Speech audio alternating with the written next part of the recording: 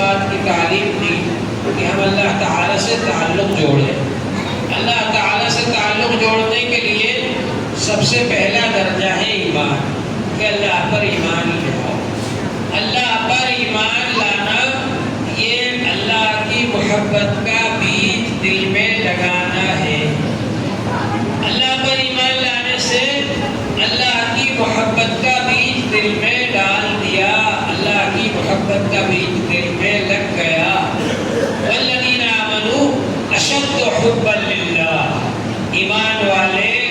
سب سے زیادہ اللہ تعالیٰ سے محبت کرتے ہیں، اور پھر جتنا زیادہ اللہ تعالیٰ کا ذکر کریں گے اللہ کی محبت بڑھتی چلی جائے گی،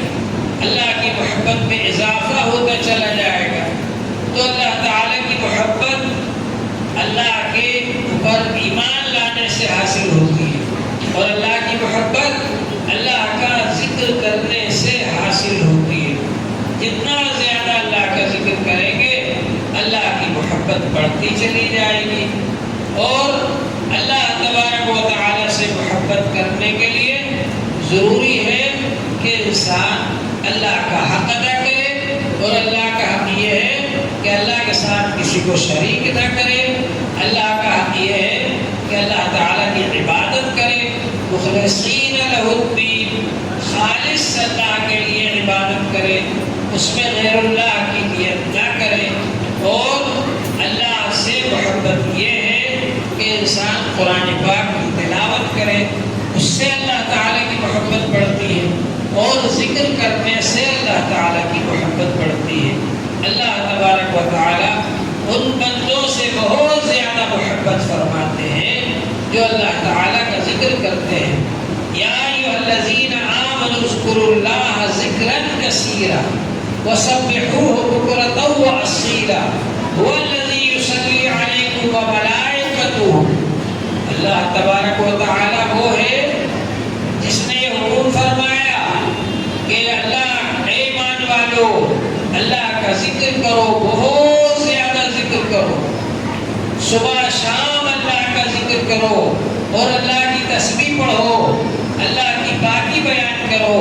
اللہ کی حمد بیان کرو، اللہ کی بڑائی بیان کرو، صبح شام اللہ کا ذکر کرو بہت زیادہ، اور اس کی تسبیح بیان کرو صبح شام۔ یہ اللہ تعالیٰ نے حکم فرمایا۔ اگر تم ایسا کرو گے تو اللہ تعالیٰ کیا کریں گے؟ هو الذی یصلی علیکم وملائکتہ، اللہ تعالیٰ ہی تو ہے جو تمہارے اوپر رحمت بھیجتے ہیں، اور اس کے فرشتے بھی تمہارے اوپر رحمت بھیجتے ہیں۔ اللہ تبارک و تعالیٰ تمہارے اوپر رحمت بھیجتے ہیں۔ جس طرح سے درود شریف پڑھنے سے، ایک بار درود شریف پڑھنے سے اللہ تعالیٰ کی 10 رحمتیں نازل ہوتی ہیں بندے کے اوپر، ایسے ہی جب آپ ذکر کرو گے تو اللہ تعالیٰ کی رحمت آپ کے اوپر نازل ہوگی، فرشتے آپ کے لیے دعا کریں گے، اللہ تبارک و تعالیٰ آپ پر رحم فرمائیں گے۔ تو یہ ذکر جو ہے بڑی قیمتی چیز ہے، بہت اعلیٰ درجے کی چیز ہے۔ حضور پاک صلی اللہ علیہ وآلہ وسلم نے ارشاد فرمایا، حدیث قدسی ہے، من ذکرنی فی نفسہ ذکرتہ فی نفسی، جو دل میں اللہ کو یاد کرتا ہے اللہ جل شانہ بھی اس کو آہستہ یاد فرماتے ہیں۔ ومن ذکرنی فی ملئ ذکرتہ فی ملئ خیر منہ، اور جو مجلس میں اللہ کا ذکر کرتا ہے، اللہ کو یاد کرتا ہے، اللہ جل شانہ اس سے بہتر مجلس میں فرشتوں کے سامنے اس بندے کا ذکر فرماتے ہیں۔ کتنا خوش قسمت ہے وہ بندہ جو فرش پر بیٹھ کر، زمین پر بیٹھ کر اللہ کا ذکر کر رہا ہے، اور اللہ جل شانہ عرش پر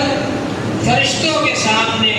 اس کا ذکر فرما رہے ہیں۔ کتنا خوش قسمت ہے وہ بندہ، اس کو کتنا خوش ہونا چاہیے، اپنی قسمت کا ناز کرنا چاہیے کہ اللہ جل شانہ یاد فرما رہے ہیں۔ فاذکرونی اذکرکم، تم مجھے یاد کرو میں تمہیں یاد کروں گا۔ جب اللہ تعالیٰ یاد فرمائیں گے تو اس بندے کا کتنا اونچا مقام ہوگا۔ انسان کو خدا نخواستہ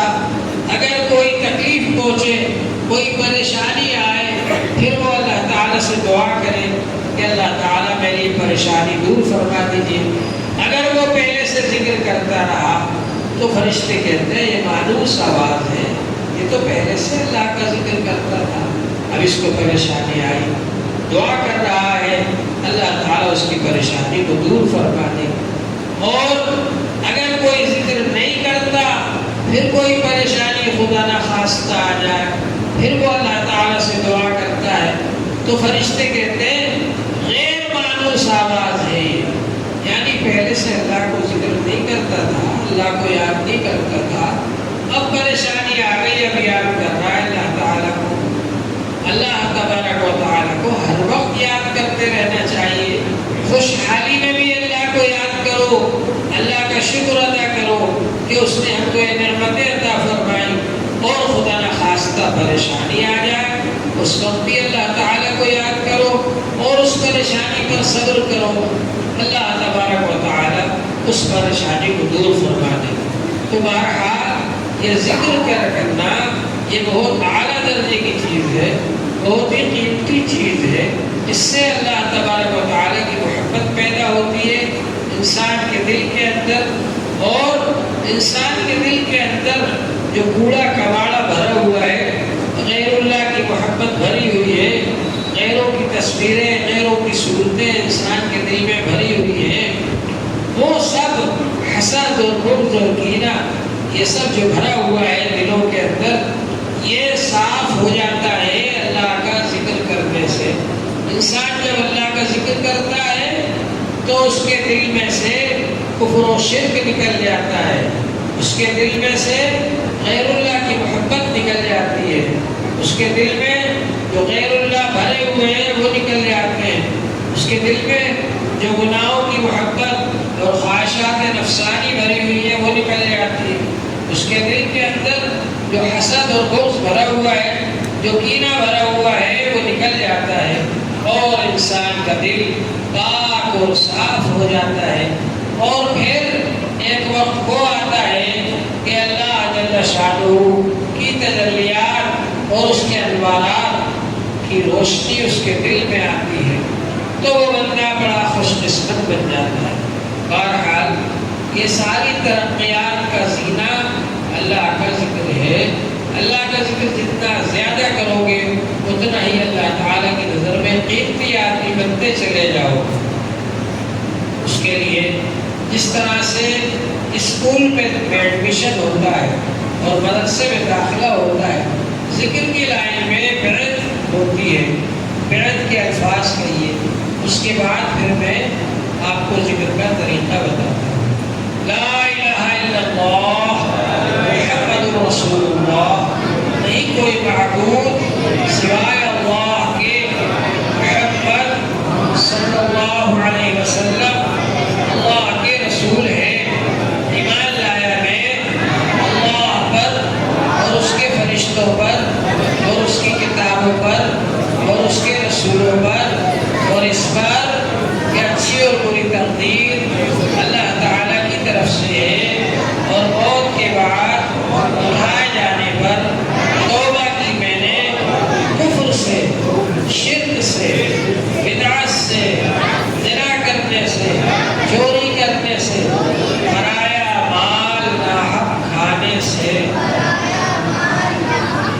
جھوٹ بولنے سے، غیبت کرنے سے، بہتان لگانے سے، اور ہر گناہ سے، اور عہد کیا ہم نے کوئی گناہ نہیں کریں گے، اور اگر ہو جائے گا تو توبہ کریں گے۔ اے اللہ ہماری توبہ کو قبول فرما۔ بیعت کی میں نے حضرت مفتی محمود صاحب رحمت اللہ علیہ کے ہاتھ پر عبد الرحیم کے ذریعے، اب اس طرح سے ذکر کریں تو تسبیح لا الہ الا اللہ کی پڑھنا ہے، ہر 10 بار کے بعد محمد رسول اللہ بھی پڑھنا ہے، لا الہ الا اللہ محمد رسول اللہ، یہ پہلا کلمہ 2 تسبیح پڑھتا ہے۔ لا جب کہے تو یہ خیال کرے کہ میں غیر اللہ کی محبت کو دل میں سے نکال کر ادھر پیچھے پھینک رہا ہوں۔ لا الہ، اور جب الا اللہ کہے تو یہ خیال کرے کہ میں اللہ کی محبت کو دل میں بھر رہا ہوں۔ لا الہ